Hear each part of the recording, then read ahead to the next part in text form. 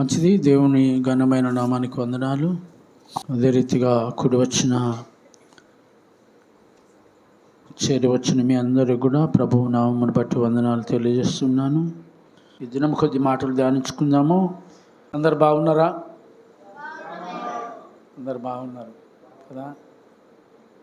రోజులు ఏమాత్రం బాగలేవు.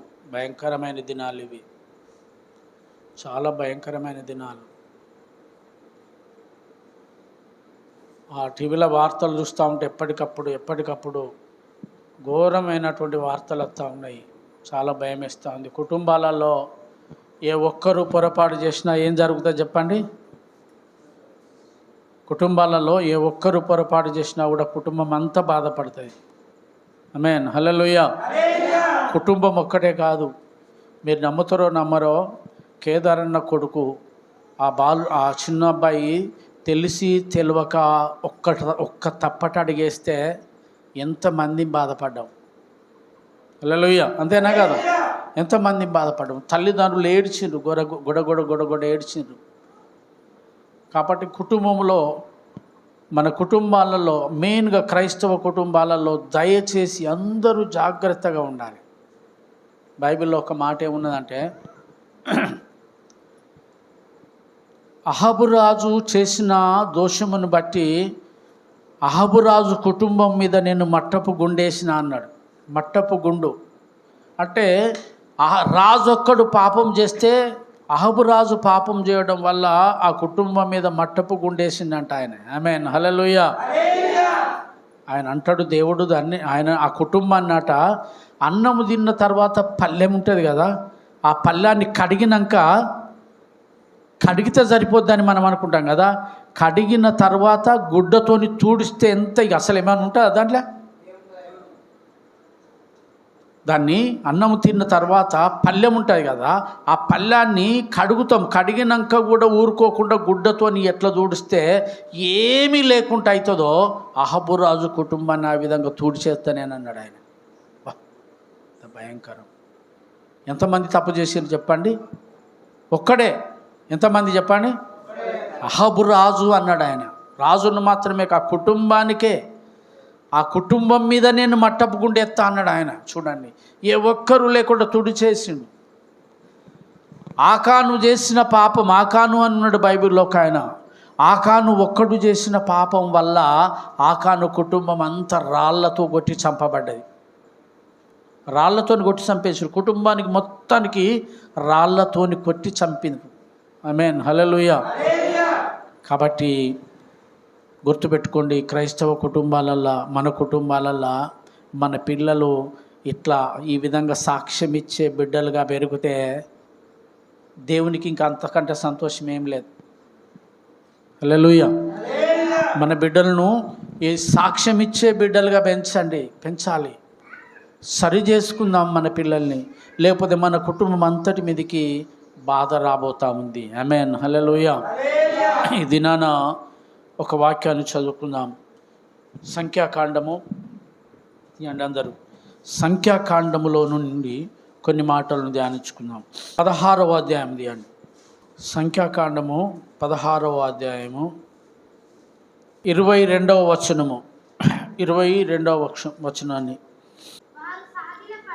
వారు సాగిలపడి సమస్త శరీరాత్మలకు దేవుడవైన దేవా, ఈ ఒక్కడు పాపము చేసినందున ఈ సమస్త సమాజము మీద నీవు కోపపడుదువా? హల్లెలూయా, హల్లెలూయా. ఏంటిది ఇప్పటిదాకా నేను చెప్పింది? ఏం చెప్పిన? ఒక్కరు పాపం చేస్తే ఎంతమందికి వస్తుంది అనుకున్నాం మనం? అర్థమైందా? ఒక్కరు శోధనలో పడితే ఎంతమంది ఏడుస్తారు, ఎంతమంది బాధపడతారు, ఎంతమంది మీద ఆ ప్రభావం కనబడుతూ ఉంటుంది, ఎంతమంది కన్నీళ్ళకు కారణమవుతుంది, ఎంతమంది దుఃఖానికి కారణమవుతుంది. ఒక్కడే పాపం చేసింది. ఆకాను పాపము చేసింది. ఇక్కడ కింద రాయబడి ఉంది, మీరు చూడండి, కింద రాయబడి ఉంది, అక్కడ ఒక వ్యక్తి కనిపిస్తూ ఉంటాడు. ఆ వ్యక్తి పాపము చేసిండు. చూడండి, అప్పుడు యెహోవా మోసేకు ఇలాగ సెలవిచ్చెను, కరహు దాతాను అబీరాముల యొక్క నివాసముల చుట్టుపట్ల నుండి తొలగిపోవుడని జన సమాజముతో చెప్పుము. అప్పుడు మోసే లేచి దాతాను అబీరాముల యొద్దకు వెళ్ళగా ఇశ్రాయేలు పెద్దలు అతని వెంట వెళ్ళిరి. అతడు, ఈ దుష్టుల గుడారముల యొద్ద నుండి తొలగిపోవుడి, మీరు వారి పాపములన్నింటిలో పాలివారై నశింపకయుండు. అమ్మ, దారుణం ఇది. దేంట్లో పాలివారు కావద్దట? పాలివారు అని చెప్తా ఉన్నట్టు. పాలివారు అంటే ఎవరు చెప్పండి? పంచుకునేవాళ్ళు, అంతేనే కదా. తండ్రి ఆస్తిని తండ్రికి ఉన్న కొడుకులందరూ పంచుకుంటారా? ఒక్కడే పంచుకుంటాడా? తండ్రికి ఉన్న పిల్లలందరూ పంచుకుంటారు కదా. అలాగా కాకుండా ఇక్కడేమంటాడంటే, ఆస్తులు పంచుకోవచ్చు కానీ పాపాన్ని పంచుకోకండి. ఆస్తులు పంచుకోవచ్చునేమో, పాపాన్ని పంచుకోవడానికి వీళ్ళే. అందుకే ఏమంటాడు, ఈ దుష్టులకు దూరంగా వెళ్ళిపోండి, మీరు వారి పాపములో పాలివారైతే జరిగేది ఏందట అంటే నశించుతారు, చచ్చిపోతారు బిడ్డ అని హెచ్చరిస్తూ ఉన్నాడు దేవుడు. ఆమేన్, హల్లెలూయా, హల్లెలూయా. అయితే ఇక్కడ చూడండి, ఈ మాట మళ్ళీ జాగ్రత్తగా వినండి. నేను చెప్తున్నా, వారు సాగిలపడి సమస్త శరీరాత్మలకు దేవుడవైన దేవా, ఈ ఒక్కడు పాపము చేసినందున. ఆమేన్, హల్లెలూయా. ఎంతమంది పాపము చేసినట? ఈ ఒక్కడు పాపము చేసినందున. రెండో మాట ఏమున్నదంటే, జన సమాజం అంతటి మీద కోపపడుదువా? ఒకరి మీద కోపమాటనా? అందరి మీదని అంటనా? అందరి మీద. అక్కడ ఉన్నటువంటి సమాజం అంతటి మీద దేవుని ఉగ్రత దిగి రాబోతా ఉన్నది. అందుకే మోసే అహరోనులు దేవునికి సాగిలపడ్డారు. ప్రజలందరూ దేవునికి సాగిలపడి ఏడుస్తూ ఉన్నారు. అయ్యా, ఈ ఒక్కడు పాపము చేసిండు అయ్యా, ఈ ఒక్కడు పాపము చేసినప్పటికీ ఇదిగో ఈ ఒక్కని పాపాన్ని బట్టి నీవు సమాజం అంతటి మీద కోపపడుదువా? మమ్మల్ని అందరినీ నాశనం చేస్తావా? మేమందరం చనిపోవాలా? మా కుటుంబం అంతటి మీదకి పాపము దిగి వచ్చింది. ఆమేన్, హల్లెలూయా. ఇది దేవుని బిడ్డలారా. అంటే ఇక్కడ ఒక్క సమాజంలో ఒక్కడు పాపం చేయడం వల్ల సమాజం అంతటి మీదికి దేవుని ఉగ్రత దిగి వస్తే, మరి అదే ఒక కుటుంబంలో ఒక్కడు పాపము చేస్తే ఏం జరుగుతుంది చెప్పండి? కుటుంబం మీదకి అందరికి వస్తుందా లేదా?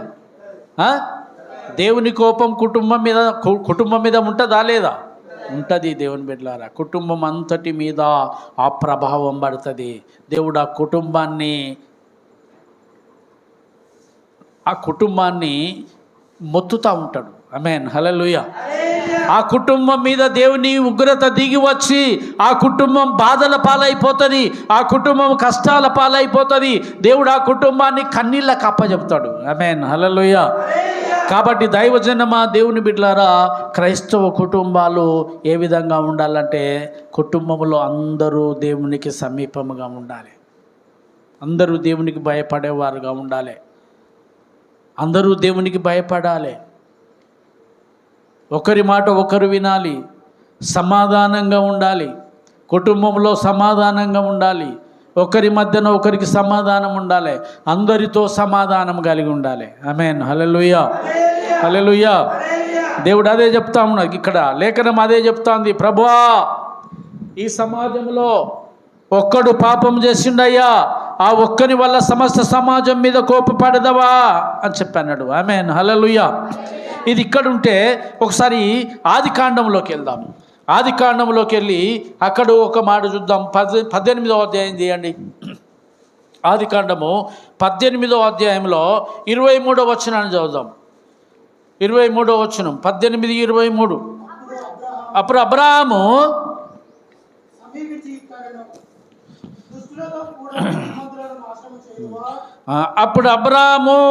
సమీపించి ఇట్లా, నేను దేవా దుష్టులతో కూడా నీతిమంతులను నాశనము చేయుదువా. హల్లెలూయా, హల్లెలూయా. ఎవరితో ఎవరినంట? అంతేనా కదా, దుష్టులతో కూడా. ఇక అక్కడేమనుందంటే, ఒక్కడు పాపము చేస్తే సమాజం అంతటి మీద కోపపడుదువా. ఇక్కడనేమో దుష్టులతో కూడా నీతిమంతులను నాశనం చేస్తావా ప్రభువా. అబ్రాహాము అడుగుతా ఉంది దేవుని. ఆమేన్, హల్లెలూయా. 18వ అధ్యాయం అద్భుతమైన అధ్యాయం అది. ఆదికాండం 18వ అధ్యాయము చాలా శ్రేష్టమైంది. అబ్రాహాము ఎండవేలులో 3 గంటల ప్రాంతంలో సింధూర వృక్షం కింద కూర్చున్నాడు. అక్కడ మమ్రే అనే పట్టణం దగ్గర, మమ్రే అనే పట్టణంలో సింధూర వృక్షం కింద అబ్రాహాము కూర్చొని ఉన్నాడు. ఒక్కడే ఒంటరిగా కూర్చున్నాడు, దిక్కులు చూస్తూ ఉన్నాడు. శారమ్మ ఇంట్లో ఉంది. అబ్రాహాము ఆ ఎండవేళలా ఆ సింధూర వృక్షం కింద కూర్చుండి దారిని చూస్తూ ఉంటే దేవుడు దిగి అబ్రాహాము దగ్గరికి సీదా నడిచి వస్తూ ఉన్నాడు. ఆమేన్, హల్లెలూయా. ఆ 18వ వచనం చూడండి, చదవండి, ఆ మాట చదవండి. మరియు మొదటి వచనం, 18వ అధ్యాయం మొదటి వచనం. మమ్రే దగ్గరనున్న సింధూర వనములో అబ్రాహాము ఎండవేళ గుడారపు ద్వారమందు కూర్చుని ఉన్నప్పుడు యెహోవా అతనికి, ఇది ఆమేన్, హల్లెలూయా. ఎక్కడ ఉన్నప్పుడు చెప్పండి? సింధూర వనములో. సింధూర వనము. ఆమేన్, హల్లెలూయా. బైబిల్లో యెషయా గ్రంథం 5వ అధ్యాయంలో ఒక మాట ఏమన్నదంటే, ఇశ్రాయేలు ప్రజలు ఆయన వనము లేదా ఆయన తోట అని రాసింది. ఇశ్రాయేలు ప్రజలు ఎవరట? ఆయన తోట, దేవుని తోట, దేవుని వనము. వనము. ఇప్పుడు అబ్రాహాము ఎక్కడంటే దేవుని వనములో ఉన్నాడు.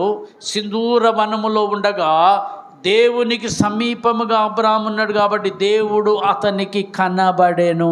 ఆమేన్, హల్లెలూయా. కనబడెను అని ఉన్నది ఇక్కడ. కనబడంగానే అబ్రాహాము ఏమంటాడంటే, అయ్యా రండి, నా మీద మీకు దయ కలిగింది, మీరు రండి అని చెప్పని అబ్రాహాము పోయట. అక్కడ దేవునికి అని రాసలేదు, అక్కడ కాళ్ళకు నీళ్ళు ఇచ్చిండంట. ఆమేన్, హల్లెలూయా. ఏమిచ్చిండంట? నీళ్ళు ఇచ్చిండు. కాళ్ళు కడుక్కోండి అయ్యా, కాస్త చల్లబడిపోదురంటాడు ఆయన. ఎంత అద్భుతమైన మాట. దేవుణ్ణి, అయ్యా కాళ్ళు కడుక్కోండి, బాగా ఎండలో పడి వచ్చిండ్రు, కాస్త అలసట తీర్చుకోండి.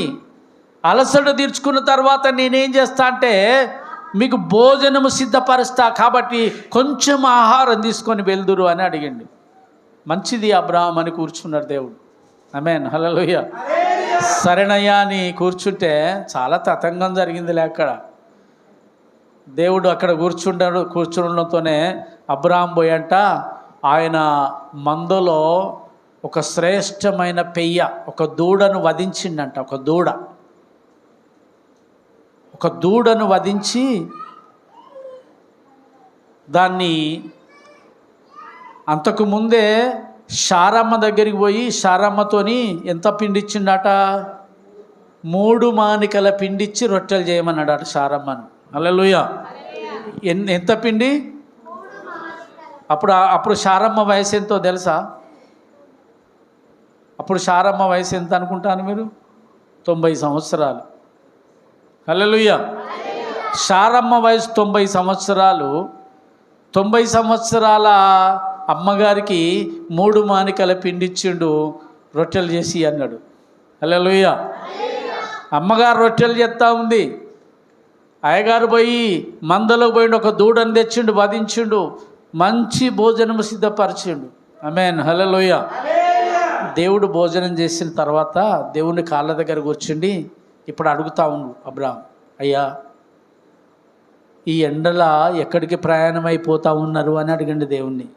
ఎంత బాగా కదా, ఇక్కడ స్నేహితునితో మాట్లాడినట్టు, ఒక స్నేహితునితోని మాట్లాడినట్టుగానే అయ్యా ఎక్కడి దాకా వెళ్తూ ఉన్నారంటే అబ్రాహాము చెప్తా ఉన్నాడు, అబ్రాహాముకు దేవుడు చెప్తా ఉన్నాడు, అబ్రహామా సొదొమ గొమొర్రా పట్టణాలను నాశనం చేయడానికి పోతానని నేను అన్నాడు.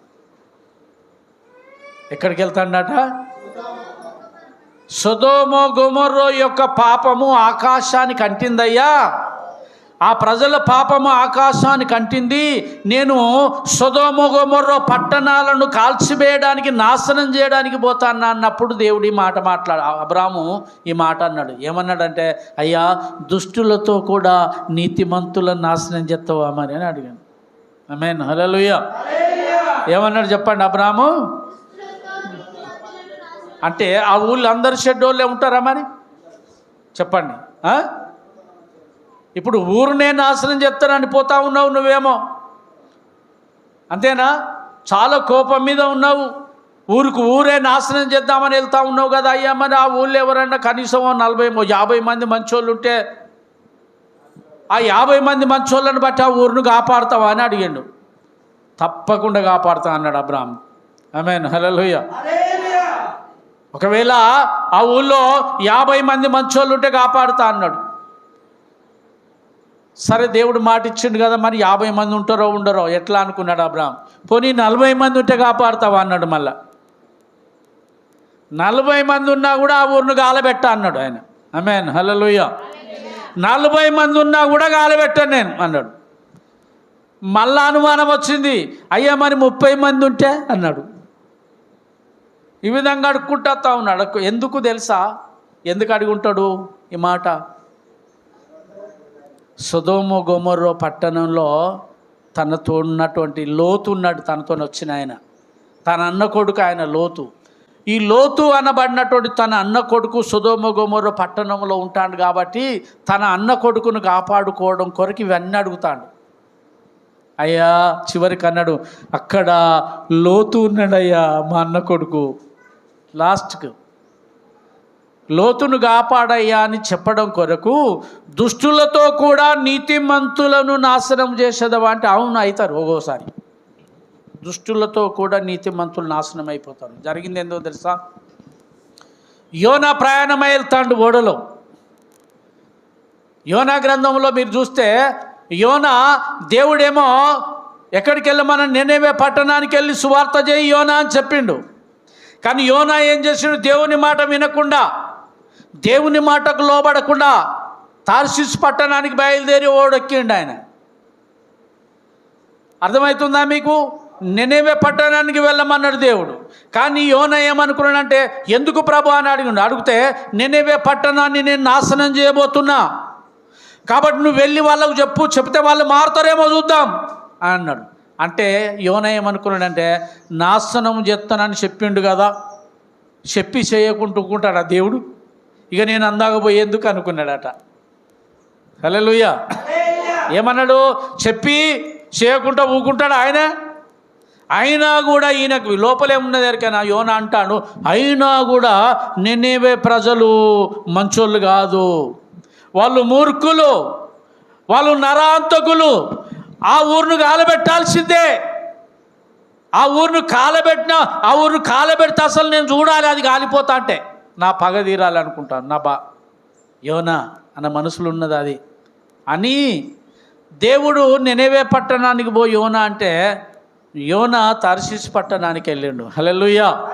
ఎందుకు అంటే అందరూ దుష్టులే కదా, వాళ్ళందరూ నాశనం కానీ అనుకుంటా ఉన్నాడు. ఆమేన్, హల్లెలూయా. కానీ దేవుని ఆలోచన అట్లా లేదు. అందులో ఒక్కడు మారినా కూడా నేను ఆ ఊరిని కాపాడుతా అనుకుంటా ఉన్నాడు. ఒక్కడు మారినా, ఇద్దరు మారినా, నలుగురు మారినా, ఆ ఊరంతట్లో నలుగురు మారినా నేను ఆ ఊరిని కాపాడుకుంటా అని జాలి కలిగిన దేవుడు ఆ ఊరి మీద కరుణ చూపెట్టడానికి ప్రయత్నం చేసిండు. ఆమేన్, హల్లెలూయా, హల్లెలూయా. అదే రీతిగా లోతు కుటుంబాన్ని కాపాడడానికి అబ్రాహాము చాలా ప్రయత్నాలు చేస్తూ ఉన్నాడు. అయ్యా దుష్టులతో కూడా నీతిమంతులను నాశనం చేసేదవా, నీతిమంతులను నాశనం చేస్తావా అంటే జరుగుతుంది. యోనా బయలుదేరిండు, ఓడెక్కిండు. తార్షీషుకు పోయే ఓడెక్కిన తర్వాత యోనాను బట్టి ఆ ఓడలో భయంకరమైన తుఫాన్ రేగింది. ఒక్కడే పాపం చేసిండు. మీరు చూడండి అక్కడ, ఒకవేళ మీరు తీస్తే చదవండి, ఆ మాట చదవండి. యోనా గ్రంథంలో ఒక మాట తీసి చదవండి. యోనా గ్రంథంలోకి వెళ్ళి యోనా ఓడలో ఉన్నప్పుడు ఆ ఓడలో భయంకరమైన తుఫాను రేగి ఓడ తలకిందులైతుందట. తలకిందులైతుంటే ప్రజలందరూ అరుస్తూ ఉన్నారు. బొబ్బలు పెడతా ఉన్నారు, చచ్చిపోతామని ఏడుస్తూ ఉన్నారు, సరుకులన్నీ తీసి సముద్రంలో పడేస్తూ ఉన్నారు. ఆమేన్, హల్లెలూయా. వారి జీవనాధారం అంతా సముద్రంలో పడేసిర్రు, అయినా ఓడ తలకిందులు అయితేనే ఉన్నది. కారణం ఏందంటే ఆ ఓడలో ఒక్క వ్యక్తి తప్పు చేసిన వాడు ఉన్నాడు. ఆమేన్, హల్లెలూయా. తీసిండ్రా మాట. యోనా, నన్ను బట్టియే ఈ గొప్ప తుఫాను మీ మీదికి వచ్చింది. నన్ను బట్టియే చెప్పుకుంటా ఉన్నాడు, ఒప్పుకుంటా ఉన్నాడు. అయ్యా నేనేనయ్యా పాపం చేసింది, నా పాపం వల్లనే, నేను చేసిన పాపం వల్ల దేని మీదకి ఓడంతటి మీదకి వచ్చిందంట. గుర్తుపెట్టుకుని దయచేసి. హల్లెలూయా. ఓడ అంటే ఒక్కొక్కసారి మన కుటుంబం అనే ఓడ కూడా కావచ్చు. మన కుటుంబం అనే ఓడ మీదకి ఒకరు పాపం చేసినప్పుడు భయంకరమైన తుఫాను లాంటి కష్టాలు రావచ్చు. ప్రైజ్ ది లార్డ్, హల్లెలూయా. ఒక్కరు దేవుని మాట వినకపోతే, ఆ ఒక్కరిని బట్టి దేవుని ఉగ్రత నీ కుటుంబం మీదకి దిగి రావచ్చు. ప్రైజ్ ది లార్డ్, హల్లెలూయా, హల్లెలూయా. యెహోషువ గ్రంథంలోకి వెళ్దాం మనం. యెహోషువ గ్రంథము 7వ అధ్యాయం, త్వరగా తీయండి. యెహోషువ గ్రంథము 7వ అధ్యాయంలోకి వెళ్దాము. 7వ అధ్యాయము మొట్టమొదటి వచనం చదవండి. యెహోషువ 7 మొదటి వచనం. శపితమైన దాని విషయములో ఇశ్రాయేలీయులు తిరుగుబాటు చేసిరి. ఎట్లనగా ఆ యూదా గోత్రములో తెరహు మునిమన్మడును, జబ్ది మునిమనుడును, కర్మీ కుమారుడునైన ఆకాను శపితము చేయబడిన దానిలో కొంత తీసుకొనెను గనుక యెహోవా ఇశ్రాయేలీయుల మీద, హల్లెలూయా. తీసుకున్నది ఎంతమంది? శపితమైన దానిలో కొంచెం తీసుకున్నది ఎంతమంది తీసుకున్నారు? ఒక్కడే తెరహు మునిమనుమడు, జబ్ది మునిమనుమడునైనటువంటి ఆకాను అనబడినటువంటి ఒక వ్యక్తి శపితమైన దానిలో నుండి కొంచెము తీసుకున్నాడంట. ఆమేన్, హల్లెలూయా. ఏంటిదో తెలుసా? కొంచెం ఏంటిది? ఏమనుకుంటా ఉన్నారు? బంగారం. ఆమేన్, హల్లెలూయా. ఆకాను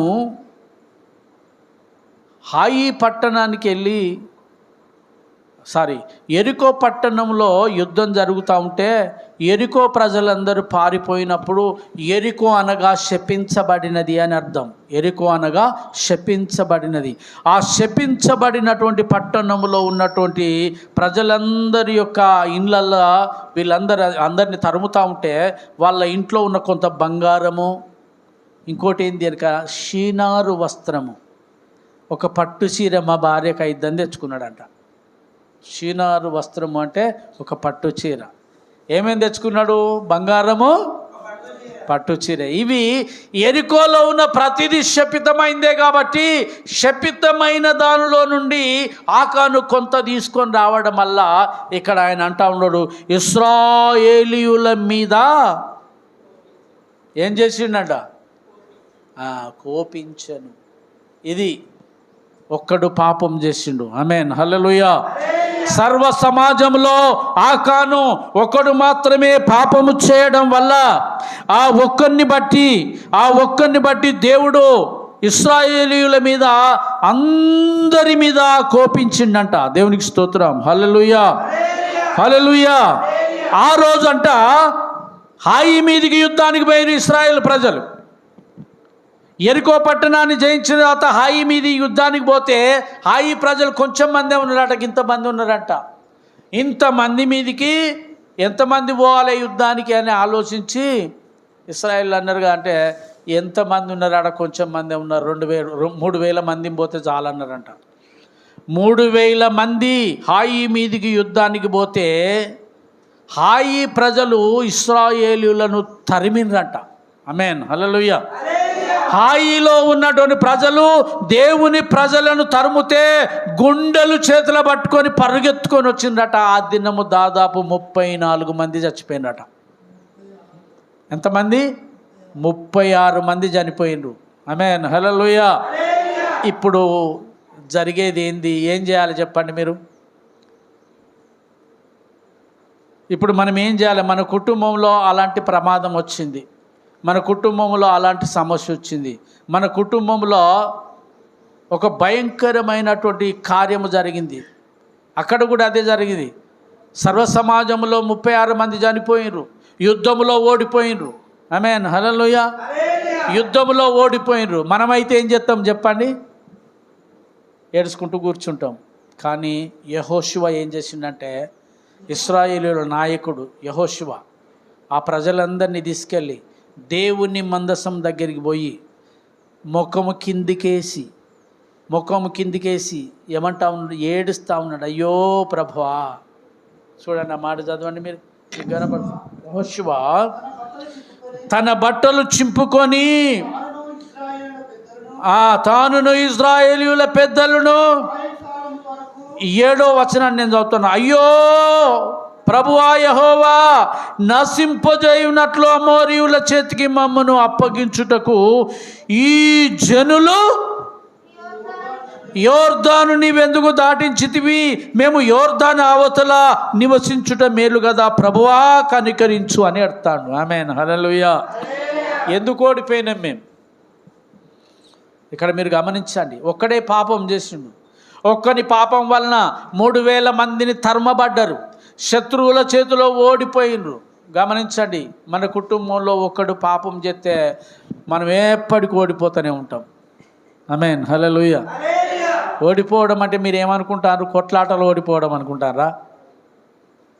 జవడానికి పోయి ఓడిపోవడం అనుకుంటారా? ఓడిపోవడం అంటే ఏంటిది? మన కుటుంబంలో జరగవలసినటువంటి కార్యక్రమాలు ఏది జరగదు, ఆగిపోతాయి, అన్నీ ఆగిపోతూ ఉంటాయి. మన కుటుంబం మీద సమస్యలు దాడి చేస్తాయి. ఇది ఓడిపోవడం అంటే.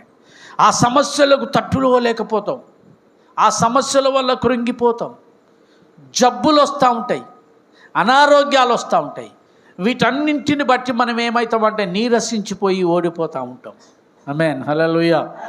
ఇవన్నీ దేని వల్ల వచ్చినాయి అంటాడు ఇక్కడ దేవుడు? ఒక్కడు. ఆమేన్, హల్లెలూయా. అంతే కదా. ఎంతమంది? ఒక్కడు.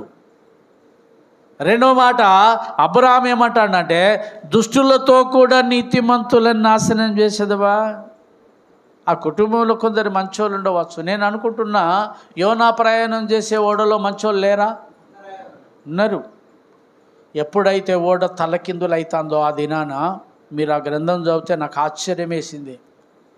ఆ ఓడ ఆ తుఫానుకు తలకిందులు అవుతానట. ఎవ్వని దేవునికి వాడే ప్రార్థన చేస్తాడట పోయి. ఒక్క యోనా తప్ప. ఈడు క్రైస్తవుడు. యోనా ఒక్కడే క్రైస్తవుడు ఉన్నాడు అందులో. ఈ క్రైస్తవుడేమో ఏం చేసినాడు తెలుసా? ఓడ అమరమునకు పోయి మంచిగా పండుకున్నాడట, నిద్రపోయినట్ట ఈడేమో. కానీ ఆ ఓడలో ఉన్న వాళ్ళందరూ ఆ ప్రమాదాన్ని బట్టి ఎవరిని దేవునికి వాడు ప్రార్థన చేయుచుండెను అని రాసింది. ఆమేన్, హల్లెలూయా. అంతో ఇంతో ఏదో ఒకటి, కానీ కొంచెం భయభక్తులు ఉన్న వాళ్ళే కదా మరి. కొంచెము భయభక్తులు ఉన్న వాళ్ళు అయినప్పటికీ కూడా ఒకడు చేసిన పాపము వల్ల ఏం జరిగిందంటే అందరి మీదికి నాశనము దిగి వచ్చింది. ఆమేన్, హల్లెలూయా. ఇక్కడ కూడా ఆకాను చేసినటువంటి పాపము వలన ఇశ్రాయేలీయుల సర్వ సమాజం మీదకు కూడా దోషము దిగొచ్చింది. ఆమేన్, హల్లెలూయా.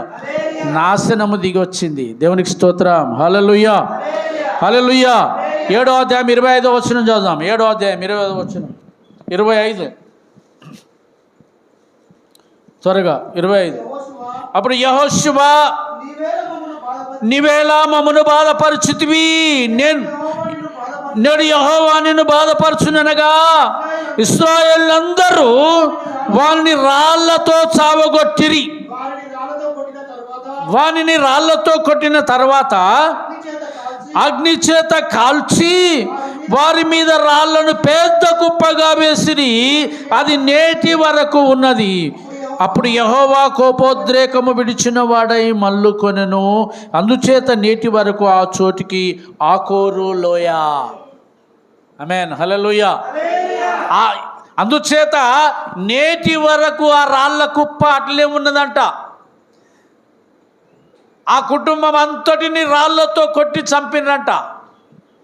ఇప్పుడు అందుకే ఆ చోటికి ఆకోరు లోయ అని పేరు పెట్టిందంట. ఆకోరు అనే మాటకు అర్థం ఏంటంటే కన్నీటి లోయ. ప్రైజ్ ది లార్డ్, హల్లెలూయా. ఆకోరు అంటే కింద పుట్నోట్లో ఉన్నదా, బాధలోయ అని రాసింది. ఏంటిది? బాధలోయ, కన్నీటి లోయ. పాట రాసింటే ఎవరో దీని మీద, ఆకోరు లోయలో నడిచినను అనే పాట ఉంది కదా, పాట రాసిండ్రు. ఒక్క కుటుంబం, దేవుని బిడ్డలారా, ఒక్క వ్యక్తి తప్పు చేయడం వల్ల చూడండి ఒక్క కుటుంబం అంతా రాళ్లతో కొట్టి చంపబడ్డది. కుటుంబం అంతా పాడైపోయింది. అందుకే పౌలు అంటాడు, అద్భుతమైన మాట అంటాడు,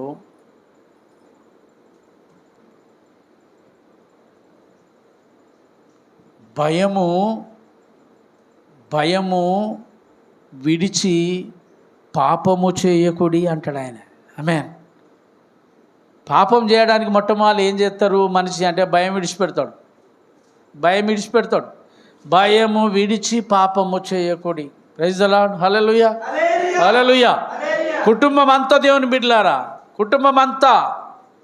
అబ్రాహామును గురించి అద్భుతమైన మాట రాయబడ్డది, 17వ అధ్యాయంలో రాయబడి ఉంది. అబ్రాహాం ఒక్క మాట చెప్తున్నట, అబ్రాహాము కుటుంబం అంతా ఆ దినమే బాప్తిసం తీసుకున్నారట, ఆ దినమే సున్నతి చేయించుకున్నారని రాసింది. ఆమేన్, హల్లెలూయా, హల్లెలూయా. ఇంకొక మాట చదువుతాం, ఆదికాండం 15వ అధ్యాయం తీయండి త్వరగా. అబ్రాహాము గాఢ నిద్ర వల్ల అబ్రాహాము దేవునికి బలి అర్పించిండు. అబ్రాహాం 15వ అధ్యాయం తీయండి త్వరగా. 15వ అధ్యాయం 12 నుంచి 14. పొద్దుగుంకపోయినప్పుడు అబ్రాహాముకు గాఢ నిద్ర పట్టింది, భయంకరమైన కటిక చీకటి కమ్మగా ఆయన, నీ సంతతికారు తనది కాని పరదేశములో 400 సంవత్సరాలు బానిసలుగా ఉంటారయ్యా అన్నాడు దేవుడు. దాసులు ఎన్ని ఏళ్ళాట? ఒక్క తప్పుకి ఎన్నేళ్ళు శిక్ష అంటే 400 ఏళ్ళు ఒక్కరు బతుకుతారా అంటే ఎన్ని తరాలకు కావచ్చు? దాదాపు 5 తరాలు కావచ్చు. 540. నరుని ఆయుష్కాలం అతి స్వల్పము 70 లేదా 80 సంవత్సరములు. 70 లేకపోతే దేవుడిచ్చింది ఇది. అంటే 80 సంవత్సరాలు ఒక మనిషి జీవితం అంటే 540 కదా, 5 తరాలకు సరిపడే శాపము సంపాదించిండు అబ్రాహాం. నిద్రపోయే దేనివల్ల వచ్చింది చెప్పి శాపము? అరే చెప్పండి అమ్మా. ఎక్కడ నిద్రపోయిండో తెలుసా? బలి అర్పించిన తర్వాత దేవుని దగ్గర, దేవుని సన్నిధిలో ఉండి నిద్రపోయిండు అబ్రాహాం. ఎంత ఘోరమైన పాపం ఇది! మామూలు శిక్ష ఏమంటాడు? నీ ఇల్లే కాదు, తనది కాని దేశములో ఎట్లా ఉంటారయ్యా అంటే బానిసలుగా పోతారు వాళ్ళు. బానిసలు, దాసులుగా వెళ్తారయ్యా. దాసిరికం చేయాలి నీ పిల్లలు. ఆమేన్, హల్లెలూయా. ఇప్పుడు ఇక్కడ తప్పెంతమంది చేసిండ్రు చెప్పండి? ఒక్కడు చేసిన పాపమే. ఆమేన్, హల్లెలూయా. ఎంతమంది పాపం చేసిండ్రు చెప్పండి? ఒక్కడు చేసిన పాపమే. ఇంకొక వ్యక్తిని గురుగా చూసుకొని ముందుకెళ్దాం. మనం దావీదును గురించి చదువుదాం. మొదటి దినవృత్తాంతాల గ్రంథము త్వరగా తీయండి. మొదటి దినవృత్తాంతాల గ్రంథము 21వ అధ్యాయము త్వరగా తీయండి. మొట్టమొదటి వచనం. తర్వాత సాతాను ఇశ్రాయేలునకు విరోధముగా లేచి ఇశ్రాయేలీయులను లెక్కించుటకు దావీదును ప్రేరేపింపగా, దావీదు యోవాబునకు జనుల యొక్క అధిపతులకును, మీరు వెళ్ళి బెయేర్షెబా మొదలుకొని దాను వరకుండు ఇశ్రాయేలీయులను ఎంచి వారి సంఖ్య నాకు తెలియజేయుటకై నా యొద్దకు దాన్ని తీసుకొని రండని చెప్పాను. ఆమేన్, హల్లెలూయా, హల్లెలూయా. ఇందులో మీకేమన్నా తప్పుగా అనిపించిందా? తప్ప అది? దావీదు ఆయన దగ్గర పనిచేసే పనుతో చెప్తా ఉన్నాడు, సైన్యాధిపతి అయిన యోవాబుతో చెప్పిండు, యోవాబు నువ్వు వెళ్ళు, కొంతమందిని తీసుకెళ్ళి ఇశ్రాయేల్లో ఉన్న ప్రజలు, మన ప్రజలు ఉన్నారు కదా మన దేశంలో, ఈ ప్రజలందరినీ లెక్కబెట్టి ఆ లెక్క నా దగ్గరికి పట్టుకురావయ్యా అన్నాడు. ఆమేన్, హల్లెలూయా. ఇలా ఏం తప్పు ఉన్నది? ఏం తప్పు ఉండవచ్చు? ఇలా అర్థమైందా మీకు? దీన్ని దేవుడు తప్పు పట్టిండయా? దీన్ని దేవుడు తప్పుబట్టి దావీదు మీదికి 3 రకాల శిక్షలు తీసుకొచ్చాడు. ఇప్పుడు కింద యోనాతాన్ ఏమంటాడో 10వ వచనం 4వ వచనం, హల్లెలూయా హల్లెలూయా, సారీ 12వ వచనం 12వ వచనం. ఎందుకు ఇక్కడ చూడండి, జనులను లెక్కించినందుకు ఇక్కడ చూడ ఒక శిక్ష ఏంటిదంటే, కావున గాదు దావీదునొద్దకు వచ్చి ఇట్లనెను, 3 ఏళ్ల పాటు కరువు కలుగుట, 3 నెలల పాటు నీ శత్రువులు కత్తి దూసి నిన్ను తరుమగా నీవు వారి ఎదురు నిలవకుండా నశించిపోవుట, 3 దినముల పాటు దేశమందు యెహోవా కత్తి అనగా తెగులు నిలుచుట చేత యెహోవా దూత ఇశ్రాయేలు దేశమంతటా నాశనము కలుగా చేయుట. ఈ 3 ఏ శిక్ష కావాలో కోరుకో అన్నాడు. ఇప్పుడు మీకు తప్పు తెలియలే, ఏం తప్పు ఉన్నదని నేనే చెప్పినా కదా. ఏం తప్పు ఉన్నదా అంటే దేవుడే అన్నాడు, నువ్వు లెక్క పెడతావా? అబ్రాహాంతో అన్నమాట, ఆకాశ నక్షత్రములను చూడు, నీ చేతనైతే వాటిని లెక్కించు, వాటి కంటే ఆకాశ నక్షత్రముల కంటే అత్యధికముగా నీ సంతానాన్ని నేను అత్యధికంగా ఆశీర్వదిస్తా అని చెప్పిండు కదా. అంటే ఇక్కడ దేవుని మాటకు లోబడకపోవడం అనే తప్పు చేసిండు దావీదు. ప్రైజ్ ది లార్డ్, హల్లెలూయా. నువ్వు లెక్కించలేనంత నిన్ను ఆశీర్వదిస్తా అని చెప్పంటే వీడు లెక్క పెట్టిండేంది అని దేవునికి కోపం వచ్చింది. అది చూడండి, పనోనికి తెలిసిపోయింది, ఆయన దగ్గర పనోనికి తెలిసిపోయింది. ఆ పనోడు ఏమంటుండో చూడండి ఒకసారి ఆ పనోడు 3వ వచనములో, అందుకు యోవాబు, రాజా నా ఏలినవాడ యెహోవా తన జనులను ఇప్పుడున్న వారి కంటే 100 అంతలు ఎక్కువ మందిని చేయును గాక, వారందరూ నా ఏలినవాడ ఎదిరవానికి దాసులు గారా, నా ఏలినవానికి ఈ విచారణ ఎలా, ఇది జరగవలసిన హేతువేమి, జరిగిన ఎడల ఇశ్రాయేలీయులకు శిక్ష కలుగును. ఏమి కలుగును? గట్టిగా చెప్పండి, ఏమి కలుగును? శిక్ష. ఏది కలిగిన ఎడల? జనులను లెక్కించుట కలిగిన ఎడల. జనులను లెక్కించినట్లయితే ఉంటే ఏమత్తది అని చెప్తాండు, శిక్ష కలుగును. హల్లెలూయా హల్లెలూయా. ఇక్కడ చూడు 7వ వచనము, ఈ కార్యము దేవుని దృష్టికి ప్రతికూల మగుట చేత ఆయన ఇశ్రాయేలీయులను ఏం చేసిండంట? అందరు చెప్పండి, ఏం చేసిండంట? ఇశ్రాయేలీయులను సంతోషపెట్టిన, చెప్పండి. ఈ కార్యము దేవుని దృష్టికి ప్రతికూలమగుట చేత. ఎవరు చేసిన కార్యం అండి? ఇశ్రాయేలు అందరు చేసిర్రా? శిక్ష ఎంతమంది మీదకి వచ్చింది? దేవుడు సంతాపపడే అంతమంది చచ్చిండంట ఆ రోజు. విసుకున్నాడంట దేవుడు. 3 రకాల శిక్షలు ఇచ్చిండు దేవుడు. బాబు నువ్వు చేసింది తప్పు, దీనికి శిక్ష అనుభవించాలని ఇక్కడ గాదు అనే ప్రవక్తను పంపిండు, ఒక పాస్టర్ను పంపి ఏమంటాడంటే, గాదు వచ్చి, బాబు దేవుడు నీకు 3 అవకాశాలు ఇచ్చిండు. మొట్టమొదటి అవకాశం ఇక్కడ మనం ఇంతకుముందే చదువుకున్నాం 14వ వచనంలో 12లో, 3 ఏళ్ల పాటు కరువు రావడం, నీ దేశం మీద 3 ఏళ్ల పాటు కరువు వస్తుంది, దీనికి శిక్ష. నువ్వు ఈ తప్పు చేసినందుకు, ఈ తప్పు చేయడం వల్ల నీ దేశం మీద 3 ఏళ్ల పాటు, నీ కుటుంబం మీద 3 ఏళ్ల పాటు. ఇది కావచ్చేమో, కుటుంబంలో ఒకడు తప్పు చేస్తే ఆ తప్పుకు శిక్ష ఎంతకాలం ఉన్నది? 1 రోజు తప్పు చేస్తే 3 ఏళ్ళకి శిక్ష వచ్చింది ఇక్కడ. అంతేనా కదా? ఎన్నేళ్ళాట? అబ్రాహాము 1 రోజు తప్పు చేస్తే ఎన్నేళ్ళాట? 400 ఏళ్ళు. ఇక్కడనేమో దావీదు తప్పుకేమో 3 ఏళ్ళు, అబ్రాహాము చేసిన తప్పుకేమో 400 ఏళ్ళు. హల్లెలూయా. కోరహు చేసిన తప్పుకు ఏళ్ళు పట్టలేదు, అప్పటిదప్పుడే భూమి నెరవిడిచింది కోరహును, దాతానులను మింగేసింది. కోరహునేమో రాళ్లతోని కొట్టి చంపేసిండ్రు. ఇక్కడ దావీదుకు మాత్రం అవకాశం ఇస్తా ఉన్నాడు. బాబో ఇగో ఇంతకాలము 3 నెలలు కరువు వస్తుంది, లేకపోతే ఇది అర్థంటే ఇంకోటి ఒప్పుకో అన్నాడు. ఇంకోటి ఏందయ్యా అని చెప్పి అన్నాడు. ఇక్కడ 3 నెలల పాటు నీ శత్రువులు కత్తి తీసి నిన్ను తరుముతారు, అంతే ఇక ఎంబడి పడతారు, దొరికితే ప్రాణం తీస్తారు, దొరకకుండా తప్పించుకుంటావా? ఇది రెండవది అవకాశం. హల్లెలూయా. ఇక 3వ అవకాశం ఇస్తాను చూడు. ఈ 3వ అవకాశం ఎట్లున్నదో చూడండి. 3 నెలల పాటు 3 దినముల పాటు దేశమందు దేవుడే కత్తి పట్టుకొని వస్తాడట. దేవుడే కత్తి పట్టుకొని వచ్చి ఎంతమంది దొరికితే అంతమందిని చంపేస్తా. మేన్ హల్లెలూయా. కత్తి ఎవరు పట్టుకొని వస్తారంట? దేవుడే. ఏది ఒప్పుకుంటావు అని చెప్పి అంటే పాపము దావీదు ఒక మంచి నిర్ణయం తీసుకున్నాడు. కరువుకు అప్పగించుకోనయ్యా, శత్రువుల చేతికి నా ప్రాణాన్ని అప్పగించుకోను, జీవము గల దేవుని చేతిలో పడతా చక్కగా అన్నాడు. ప్రభా నీ ఇష్టం వచ్చింది చేయి, నీకే అప్పగించుకుంటానమన్నాడు. అంటే ఎంతమంది? 14వ వచనం, కావున యెహోవా ఇశ్రాయేలుల మీదకి తెగుళ్ళు పంపగా ఇశ్రాయేలీయులలో 70,000 మంది చచ్చిరి. ఎంతమంది చనిపోయినమ్మా? ఎంతమంది చనిపోయిరు? ఏం చేసిండు? ఒక్క తప్పు, ఒక్క పొరపాటు దేవుని బిడ్డలారా.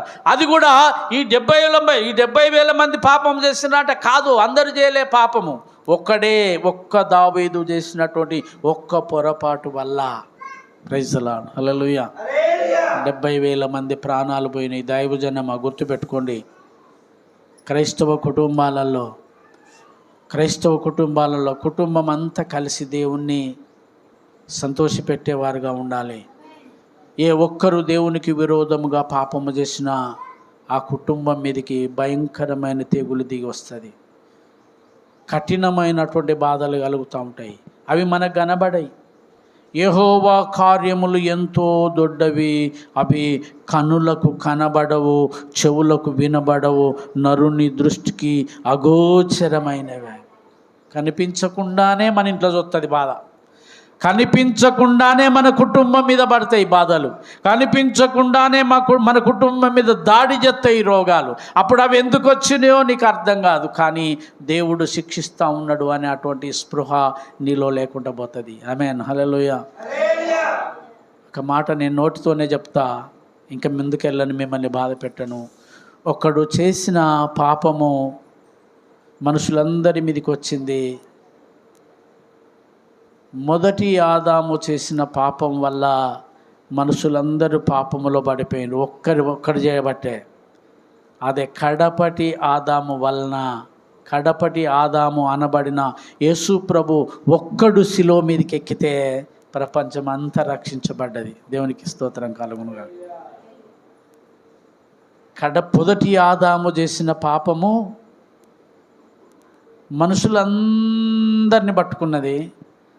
కడపటి ఆదాము అనబడినటువంటి, అంటే చివరి ఆదాము, కడపటి ఆదాము అనబడినటువంటి యేసు ప్రభు యొక్క బలి ఉంది చూస్తున్నావా? ఆ కలువరి శిలువలో ఆయన చేసిన బలి ఉంది కదా, ఆ బలి మానవాళిని, సర్వమానవాళి అంతటిని రక్షించింది. దేవునికి మహిమ కలుగునుగాక.